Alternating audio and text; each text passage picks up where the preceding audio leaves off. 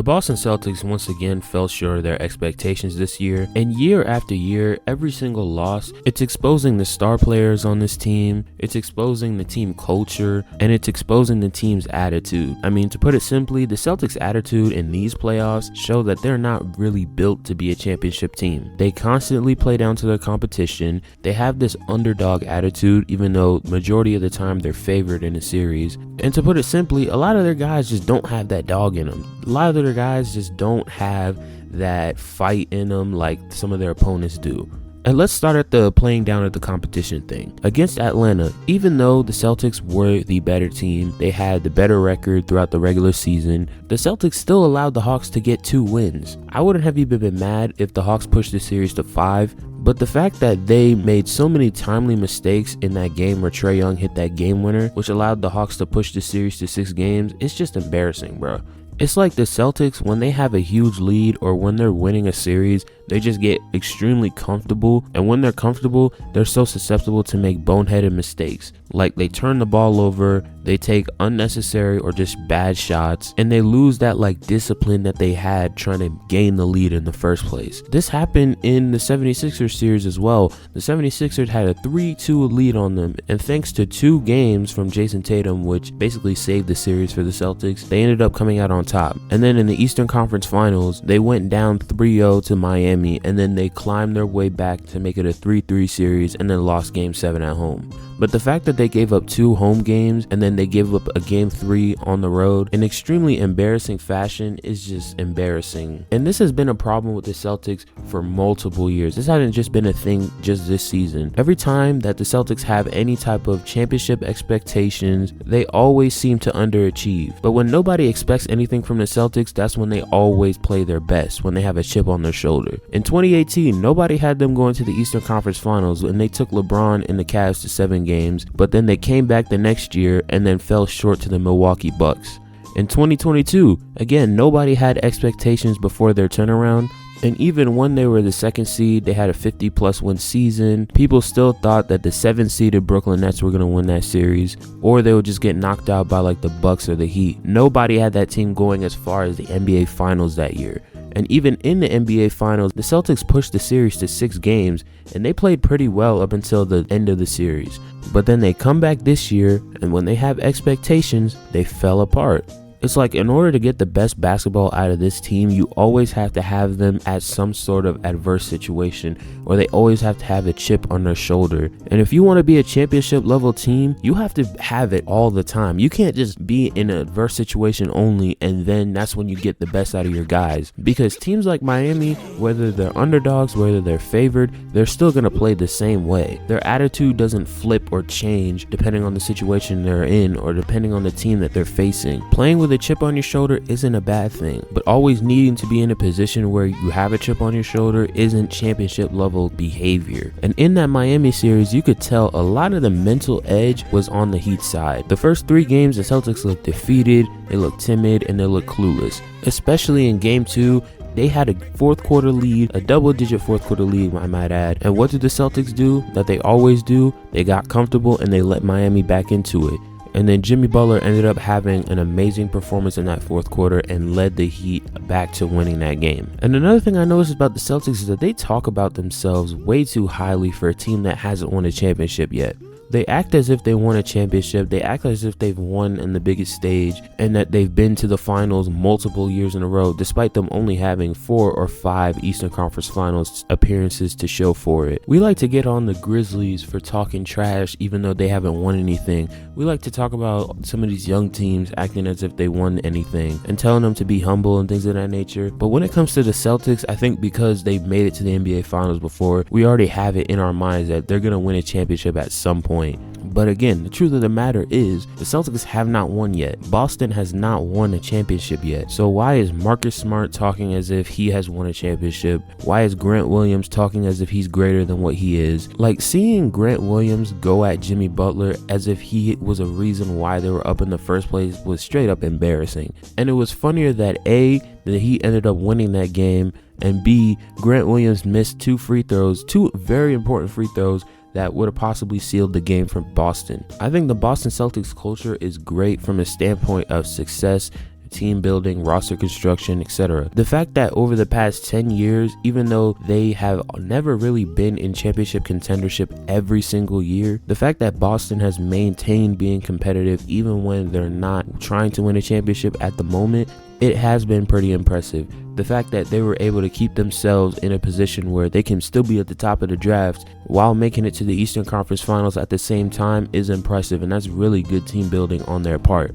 But at the end of the day, it's going to take a lot more than Jason Tatum, Jaylen Brown, and all these other pieces around them to win a championship. In my opinion, I think it's going to take a culture change and some individual player improvements on their own part for this team to end up winning a title in the near future. And watching that Boston-Miami series, it really showed the difference between Miami's culture and the Celtics culture. Because the Heat build a culture based off the grind, meanwhile the Celtics build a culture based off of their legacy and reputation. Because the Celtics have not only been to the finals before, but they've been to multiple Eastern Conference Finals in the last 5-6 years, I think Boston has gotten comfortable with that familiarity of making it to the Eastern Conference Finals every year. It seems like every year Boston goes into the season expecting to be in the Eastern Conference Finals.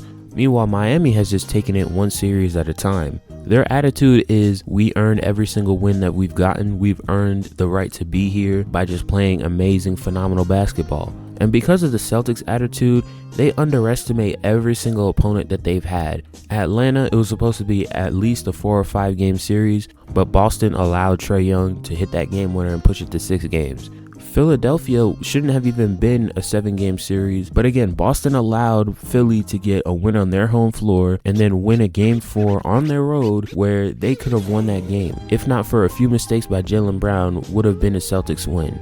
And because the Celtics were lucky enough to play the Philadelphia 76ers led by Joel Embiid, Doc Rivers, and James Harden, they were able to close out that series in 7.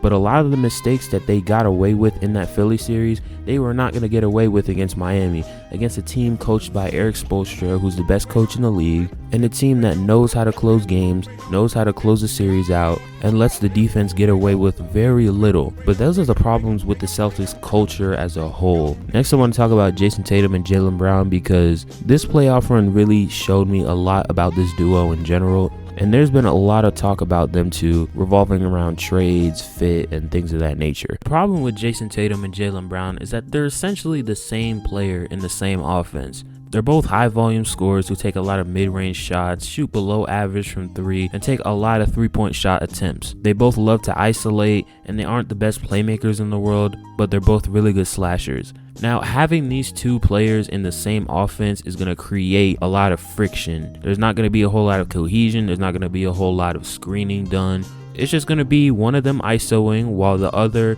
and the rest of the players on the floor are sitting outside the 3-point line just waiting for a kick out.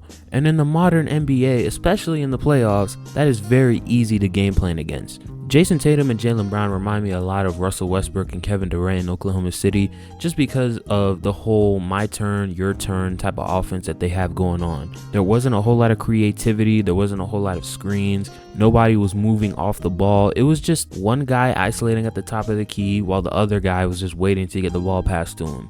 And I think both Jaylen Brown and Jason Tatum have a lot of potential to be pretty serviceable off-ball players. But for the longest time, the Celtics didn't even have a playmaker on the team who could really fill that role well. And even when they got that guy in Malcolm Brogdon, he doesn't even have the ball in his hands a lot of the time.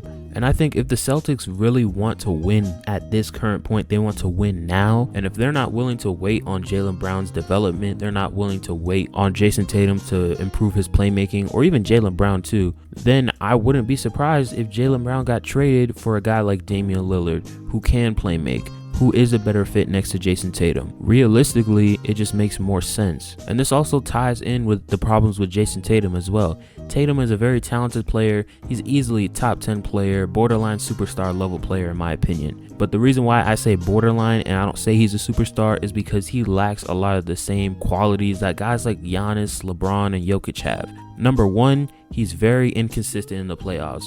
The best I can describe his game in the playoffs is very bipolar. He could have a terrible start to a series and then pick it up as the series goes on, or he would have a terrible first half in a game and then randomly score like 15, 16 points in the fourth, like he did in one of the games against Philly. In the most important game of his career, in Game 6 of the NBA Finals in 2022, he put up 13 points on 6 of 18 shooting. And by that point, everybody already thought Jason Tatum was better than Jaylen Brown.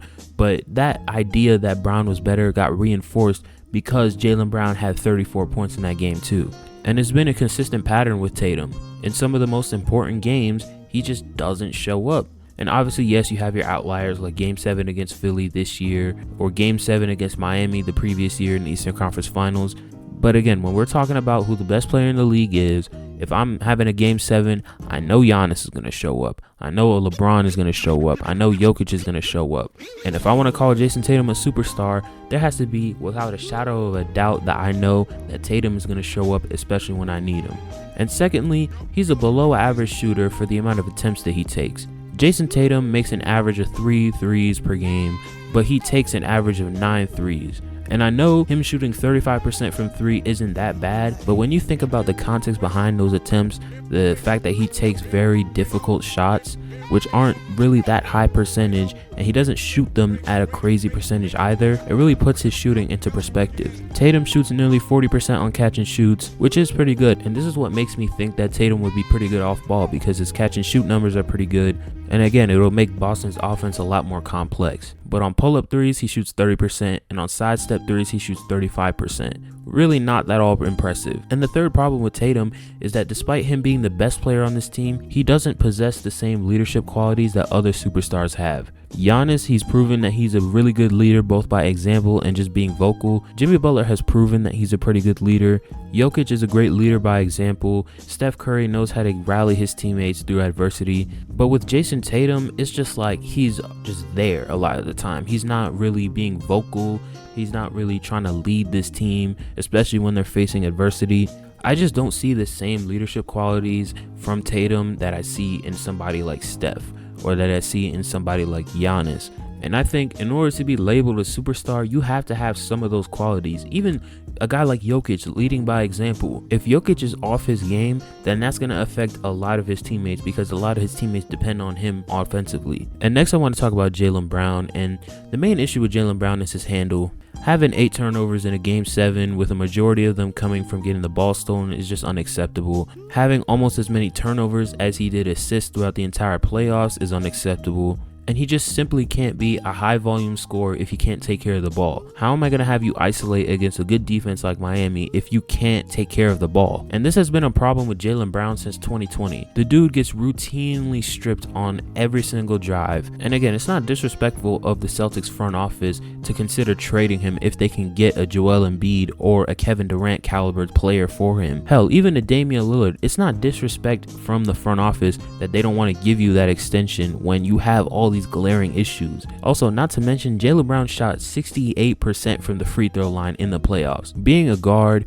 being the type of player that Jaylen Brown is, who likes to isolate and drive to the rim, that is just straight up unacceptable. For a player of Jaylen Brown's caliber and for a player of his position, he should at least be shooting 80% from the line. 68% from the free throw line is bordering being benched in the fourth quarter because you can't shoot free throws, or teams looking to foul you because you can't shoot free throws. Like, I would understand if that was Giannis, for example, but Jaylen Brown, no, that's unacceptable. And I also have a problem with the Boston Celtics front office because they have been playing the long game with this championship window for so long, and it just makes no sense.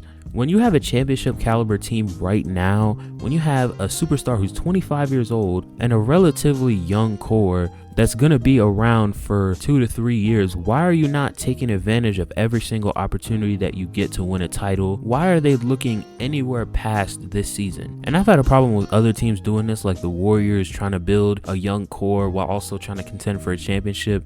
You just can't have it both ways. Boston was in the finals in 2022. They were a game away from making it back this year. Why are they looking anywhere past right now?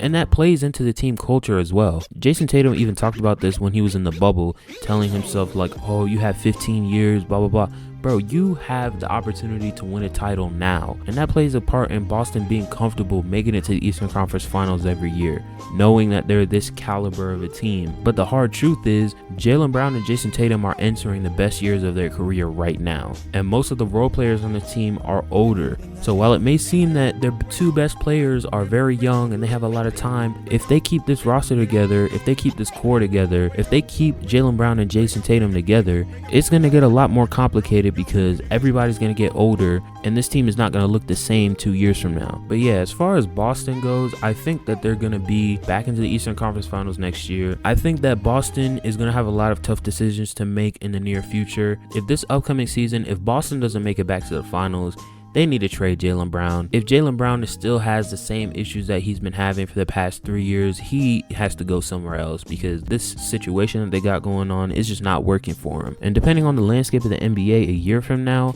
I could definitely see a lot of teams having interest in Jaylen Brown. But yeah, man, that's the end of this video. If you enjoyed, make sure to hit that like button. If you agreed, disagreed, let me know in the comments below. Subscribe for more videos on the way, and I'm out. Peace.